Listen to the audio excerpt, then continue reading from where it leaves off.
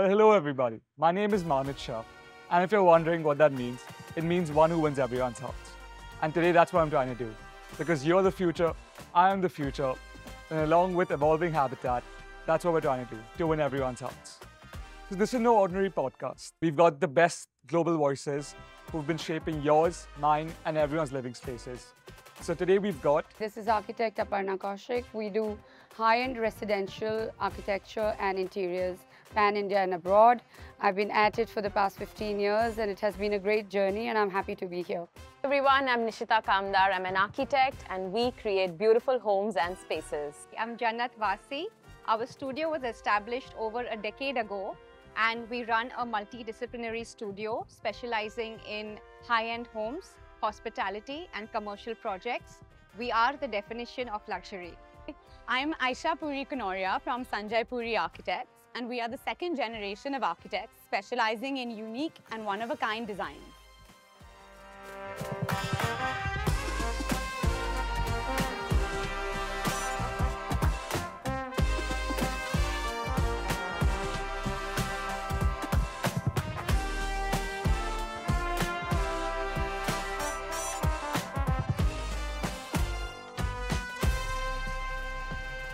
So how did this journey start?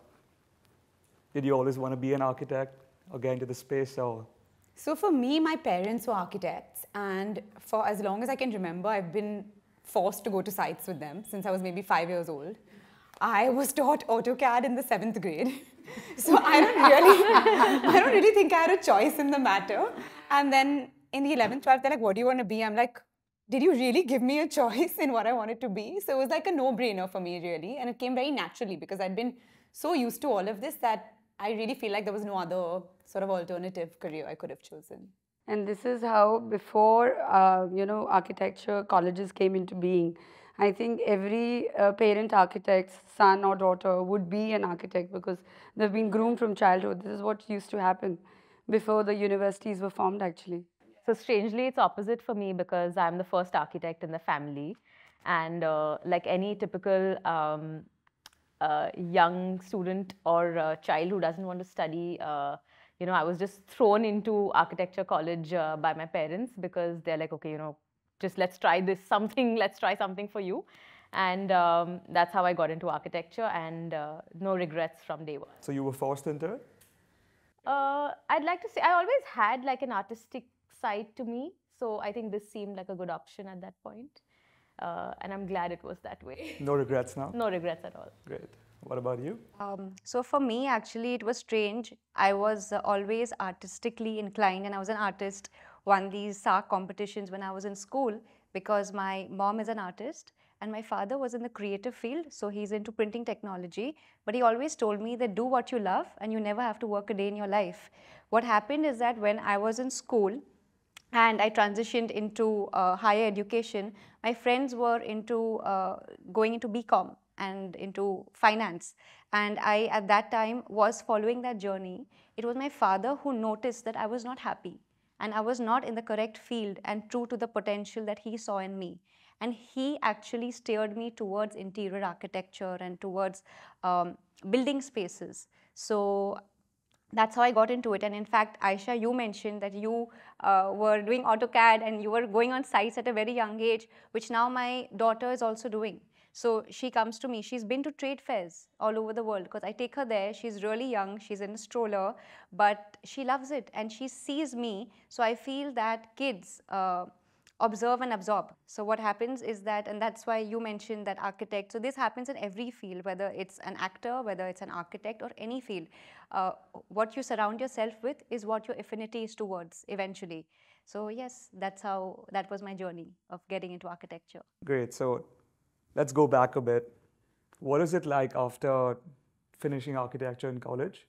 What is the next step that you all took? I feel... what is looking for internships like that? Yeah, so that was the thing. Experience is very important. I would like to tell this to everybody that you might be from the best university, right? But practical knowledge, especially in our field, because majority of our work happens on site. Understanding how to solve those technical issues, problem solving, again, I would come back to my dad, who always says that be a solution provider for your client, right? They need you for a reason, so that you're there to make their life easier. So getting the right experience, working with architecture firms whose ethos and maybe design language resonates with yours is very important before you probably look to start on your own. That's absolutely true. That's absolutely true. Because in my case, also, when I finished architecture, looking for an internship was actually quite difficult because, the big names in the industry would have hundreds of people working for them. And when you enter their offices, you would feel lost, absolutely lost. You were given a desk and mostly drafting jobs, and, you were like craving your seniors would take you to the site. So I think I interviewed with almost 20 firms. Most of the places where I got selected, I didn't end up going also because I couldn't picture myself there. But I ended up joining a very small firm where this is what I feel that, even I tell interns and the younger generation who apply for interviews is that when you're learning, join a small firm where you're given more responsibility and you're able to be next to the principal. It's only when you're looking for your growth that you should venture out into bigger and larger firms. No, absolutely. And now we're almost, seeing this strange shift as well that, kids that are getting out of college want to directly go into like a master's program or a finishing school. But I feel like practical knowledge is the finishing school. I mean, working in an office is the finishing school that you actually require. And masters should be treated more as a subject where if you want expertise in any other kind of line, then you kind of decide to go for a master's. There's absolutely no kind of value addition if you don't know what actual practical field. what the practice is about. Specialization, basically, for masters. So yeah, jumping straight into work was like, for me, after school, after architecture school, was like jumping straight into work. Well, it's the same for me. I'm hoping I have the same experience. I think mine was really different because I studied at the University of Bath, which had a degree where in your third year and your fourth year, you're doing 6 months on campus and 6 months on a job. So it was designed that way, and I think my parents encouraged me to take up this course because of that reason, because it's so interesting that you get your practical knowledge while you're studying. Because I studied 2 years, I worked in London for 6 months, I came back to college, I worked again for 6 months, and then went back. So it was like, by the time I was done, I felt like I had got a way more holistic form of education than you would typically get. So I graduated and came back on a Wednesday and started work on Monday. So it was like, there was no finding internship. I think that's what happens when you really love the profession that you're in, that you can't wait to get to work. So the morning starts where you're excited and you're enthusiastic and you want to get on your desk and you want to create. So I feel that applies to every field that you're in. And if you don't find that joy in your work, it won't come across. No, especially in field like ours, I think if you're not passionate, you won't last. It's absolutely not possible because the challenges are enormous and every new project is a new challenge. Like my parents, they tease me that you are a psychiatrist. Most of the times that you're talking to clients and the kind of discussions you're having, where is the technical expertise in this? I said, no, that you don't get to see because that is a separate part. Because mostly when you're home, you're talking, these long hours trying to convince them about some layout, some design, or something. I mean, this is a joke within my family. We're trained multitaskers also. Absolutely. You need to be sensitive. I mean, the technical aspect is one which comes with college and it comes with education. But again, amassing that experience of how to tackle a situation, very diplomatically, kind of also in tune with what they are looking for is more of a role as compared to executing a particular thing tangibly. Well, talking about situations, what was it like having a situation when you just started off? How would you deal with it? Okay, so I'll give you this one example. So what happened in our university is that we had professors who encouraged design, conceptualizing completely out of the box. So we were not conformed to any particular, technically not driven, but more conceptually driven. So when I started off on my own, and then that carried forward into the 3 jobs that I had when I finished my design school. When I started off on my own and I was really young and I got a project and I gave it my all. I was on site one day and my client told me that, can you please submit the electrical layout tomorrow? and we weren't equipped to do that in college. I didn't know how practically that worked because it's a very, very technical subject. So that's a situation where I said, okay, because I had to put a front where I was like committed to a project, I have to deliver. And in that one day, I actually sat with a senior architect. I went there, I requested him if he could just train me on how this works, and I delivered that. So I feel that, and that's when I understood that it's not as easy as it seems. Design is one, but putting that into the realm of a space Execution, and reality, doing that technicalities. technically, flawlessly, is a completely different challenge. So it's not easy when somebody says you're into architecture, interior design. It's not decoration. We're not styling a space. Yes, we do, but that's the last part of it. Conceptualizing it, layouting it effectively, thinking of circulation, functionality, meeting all those different criterias and parameters, I feel that's more important. Which I believe is like our superpower. I mean, which is why I say that we're multitaskers as well, and talking about situations and superwomen, I think, uh, back in the day, like I'm sure we've all faced that situation where clients think that you're just a beginner and, you're a lady and you're a woman and that you won't have the same kind of knack that like a male would bring to the table.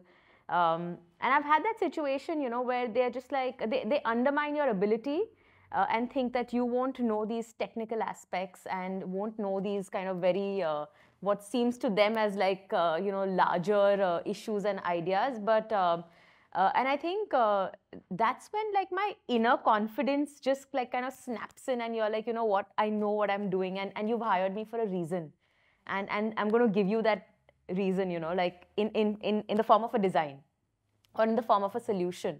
And I think for me, these kind of obstacles where clients constantly undermine you and, kind of challenge you, Or like that you're brings too you to young like to a handle. certain, too Like young to I handle always this. tried before my age to look older.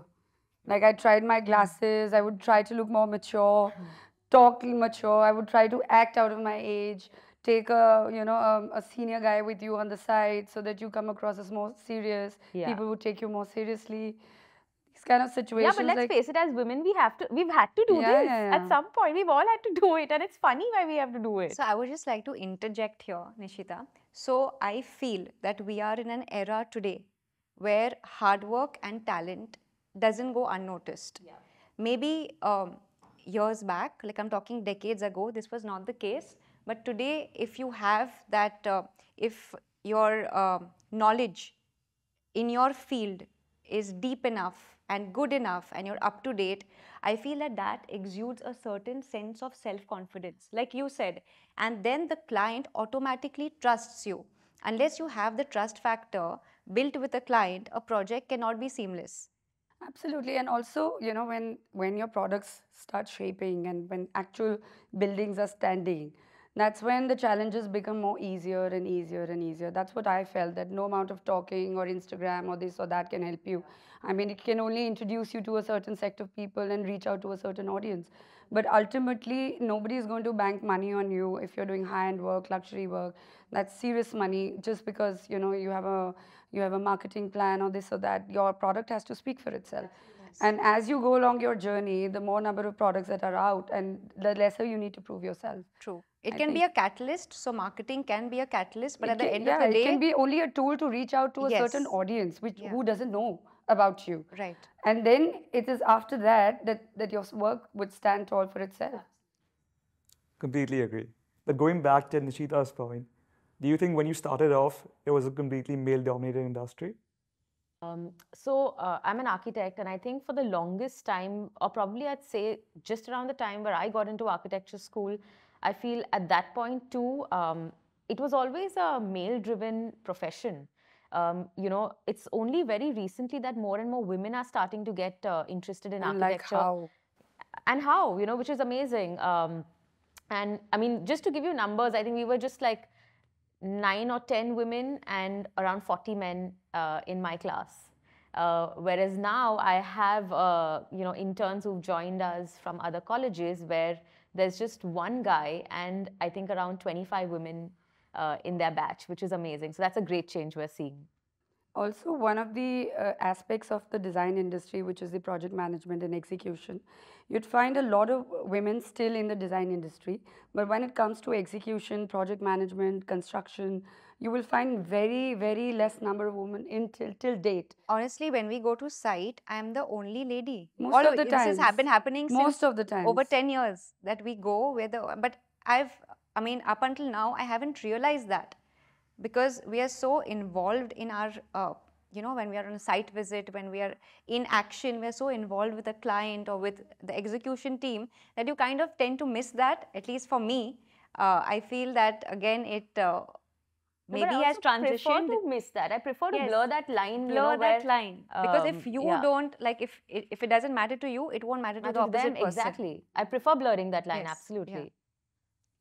While we're talking about education, how do you think the Indian education system is built for architects and interior designers?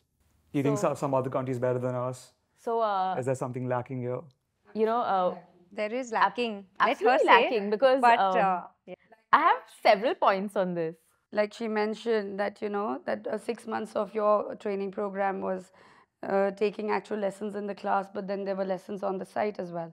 I think the connect between the two is really missing in the country. you need to be on the field. That's I think we're being taught from books that were written like decades ago, and the construction industry, the management has completely changed, and you're still teaching the same subjects and the same books from reference. The university still teaches like methods of construction that were used hundreds of years McKay, ago. that book is still there. I'm shocked now. Yeah, it's still going on. And today, in fact, just literally today before coming here, we had a situation in office where the two interns who we have, I mean, they're probably 12 years younger to me.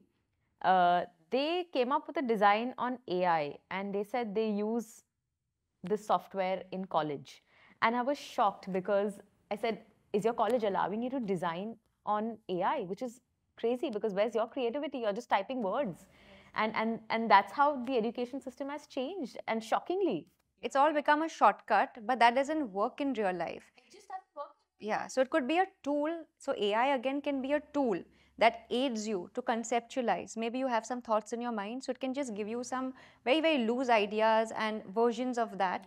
But you need to adapt that into your canvas and your space. And for that, you need knowledge of how design works, how space works, how you can, I would say, create a very, very effective layout, for example, because that's what matters. The rigor is missing, right, in AI? Yeah, it but is. Okay, my biggest complaint with colleges has to be they don't teach students communication skills.